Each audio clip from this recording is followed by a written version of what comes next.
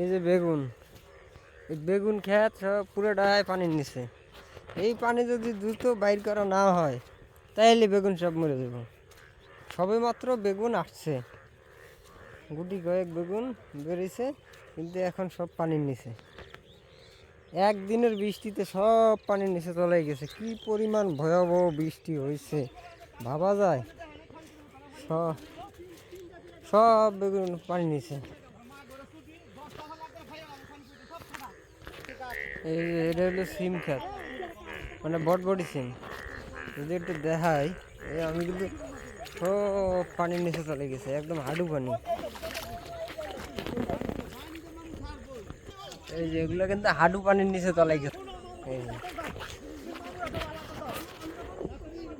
এই বটবটি বটবটি একদম হাঁটু পানির নিচে চলে গেছে, হাঁটু পানি।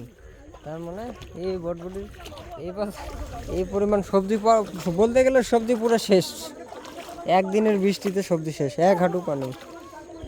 এই যে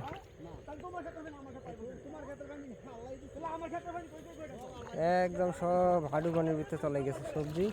জানি না এই সবজি যে হাজার হাজার টাকা খরচ করে সবজি চাষ করছে, তো এই সবজি মনে করেন যে শেষ একবারে। কি পরিমাণ পানির ভিতরে সবজি চলে গেছে, সব সব বটবটি চলে গেছে। যদি একটু ভালো করে দেখাই আপনাদের, সব বটবটি চলে গেছে সব। এই এই যে বটবটি, এই যে বটবটি সিম আর কি, এটি যে আসলে আরও বাঁচা যাবে কি না জানি না। তবে এই হাঁটু পানি বাইরনের মতো বর্তমান অবস্থা নাই। একদিকে যে বাইরে হইব সেই অবস্থাও নাই, একদম ভয়াবহ অবস্থা এই বৃষ্টির ভিতরে।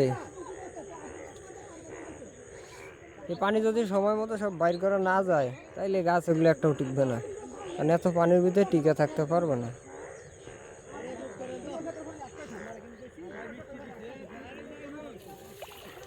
আরো দেখাই, এই যে লাউ ক্ষেত, এটা হলো লাউ।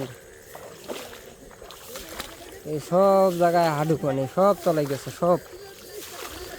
এই যে এই হলো লাউ, এই দেখেন লাউ দেখা যাইতেছে। এই লাউয়ের ভিতরেও হাঁটু পানি। এই লাউ গাছের ভিতরে পানি থাকলে তো এই লাউ টিকবে না। সব চলে গেছে, সব সব। মানে কৃষক একদম শেষ, যা যা পুঁজি খাটাইছে সব শেষ। এখান থেকে আর কিছু আশা করা যাবে না, সব চলে গেছে পানির নিচে।